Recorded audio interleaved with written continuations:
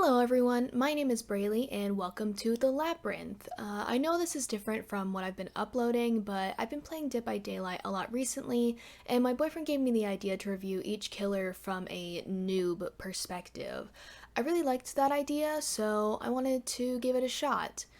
Even though I did watch a few YouTubers play Dead by Daylight for a few years, I'm still fairly new when it comes to actually playing the game myself, and I haven't played most of the killers at all, so I would consider myself a noob still. I'm going to break down each killer into three categories: their aesthetics, which includes their overall look and their lore, the gameplay, which is how each killer plays, and lastly, just my overall opinion.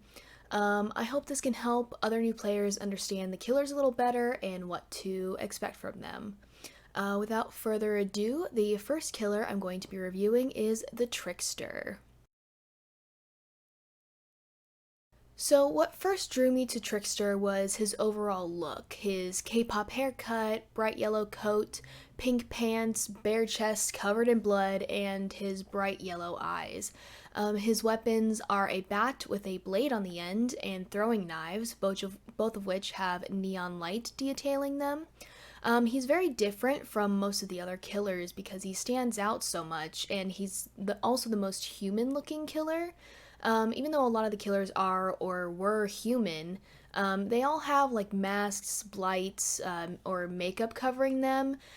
So Trickster is really the only one who looks like a regular person, albeit a famous person, with the exception of his yellow eyes. The music that plays when you select him in a lobby is really fitting as it incorporates the poppy beats and changes up the main theme while still including those four main notes.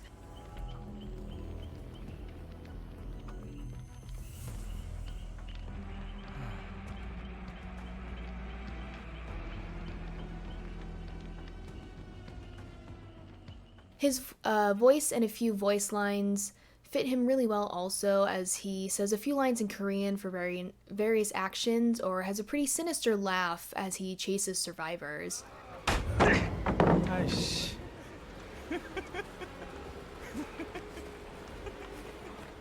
His lore is also really interesting, as he doesn't really have a tragic backstory like some other killers. So the Trickster's name is Ji-won Hak, and he was born and raised in South Korea. As a child, he always wanted to be in the limelight, learning how to wield throwing knives and perform in his parents' restaurant for crowds of tourists.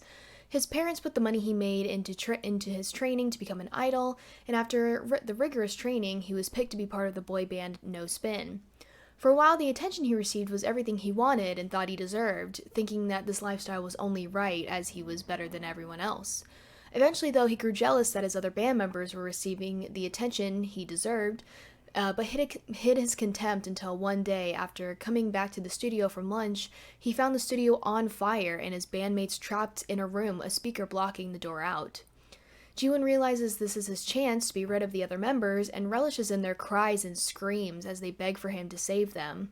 He's labeled as a tragic hero after the death of his bandmates and is rebranded as a solo artist, the Trickster, where he's able to make his own music. He then starts finding his victims, who he tortures to then incorporate their screams into his music. After a while, his music wasn't as popular as it once was, so the higher-ups blame him for their lost revenue.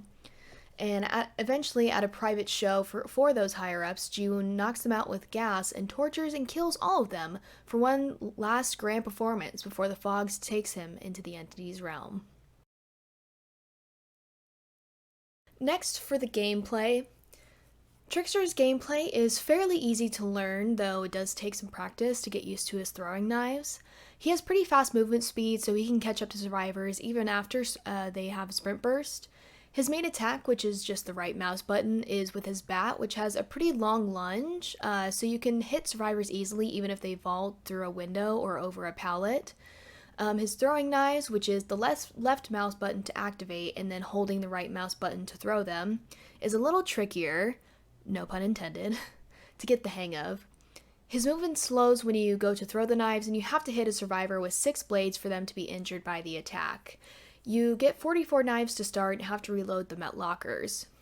Trickster has a special ability called Main Event, which allows Trickster to unleash a flurry of unlimited knives after the laceration meter has been filled, which is a purple bar around the survivor's character that fills with every knife that hits a survivor.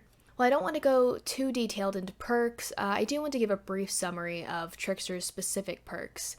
His first perk, called Starstruck, exposes survivors within your terror radius for up to 30 seconds once you pick up a survivor, and allows you to hit other survivors into the dying state with one hit. The second perk, called Hex Crowd Control, blocks windows for up to 20 seconds after a survivor rushes through them. And his final perk, called No Way Out, adds tokens each time you hook a survivor that can block the exit for up to 60 seconds once all the generators are completed. And finally, Trickster's Mori consists of the survivor standing up and being hit by his throwing knives while he was doing a bunch of twists and turns like he's putting on a show. As he says thank you, or 감사합니다, in Korean, he throws a picture of himself onto the survivor where a final blade falls and stabs it into the survivor's body. 간다!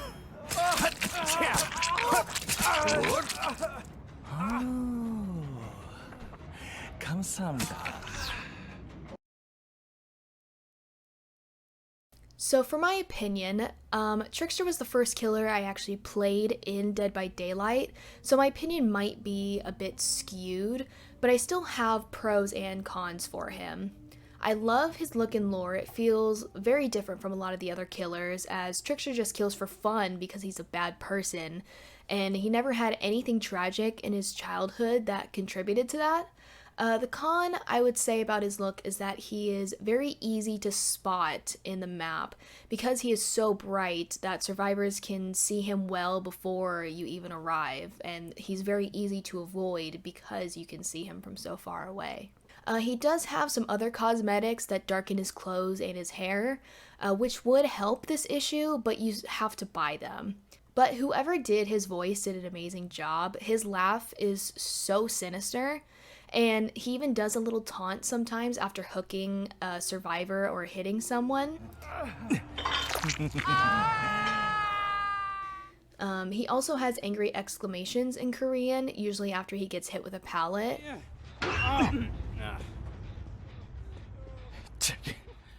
And I feel like his Mori is really great as well, as he does all these fancy and showy movements while throwing his knives at the survivor, and ends by saying 감사합니다 in Korean, which is thank you, as his picture is stabbed onto the now dead survivor. It fits his character really well, since he enjoys killing and likes to make it a big spectacle, and I really enjoy the way they made that. The music that plays for his lobby music and Terror Radius music is well done, with the pop and synth beats mixed in, but I feel like they could have added a few screams or cries into it, like Trickster did in his own music.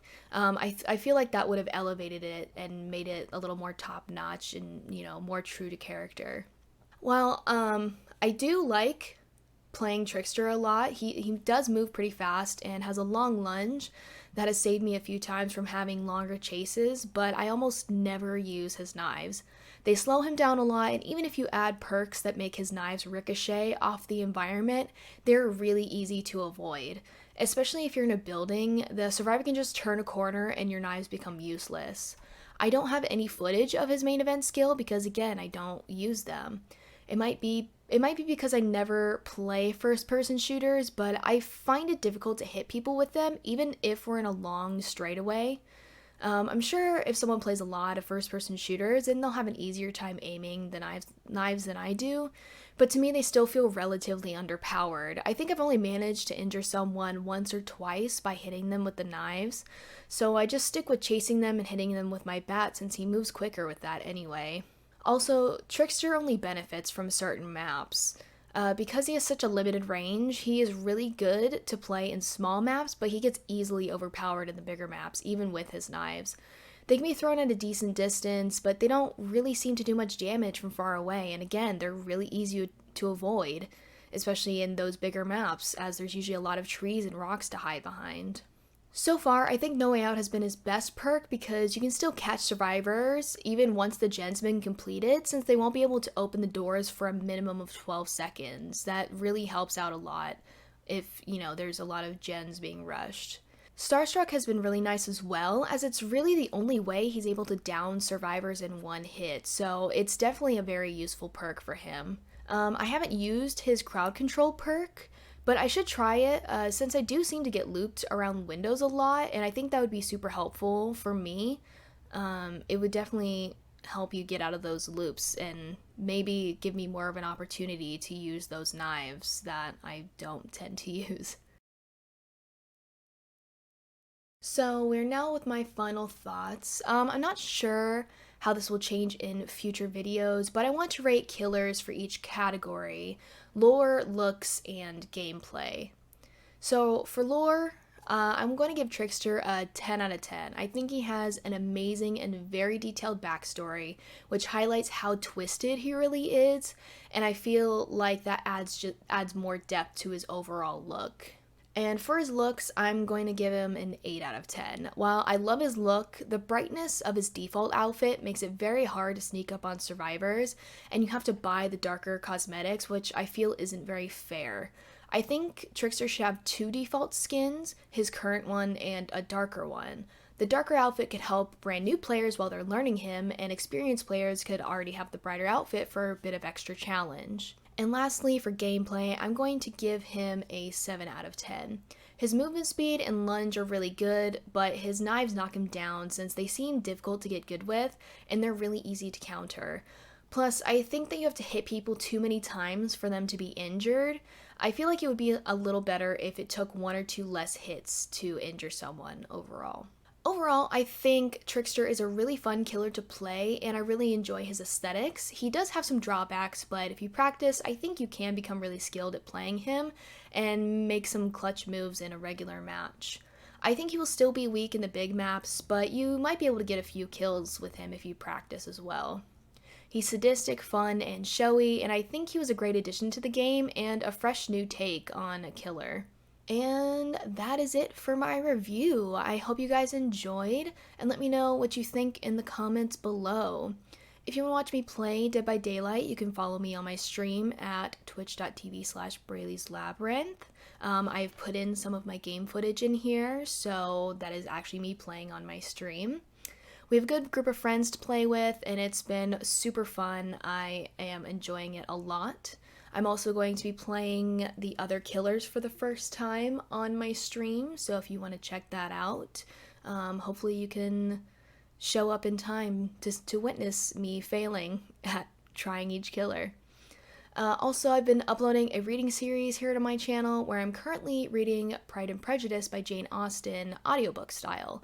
I do voices and stuff, and it's pretty fun, and I think it's nice to have on in the background. But thank you for watching, and I will see you guys in the next video. Bye!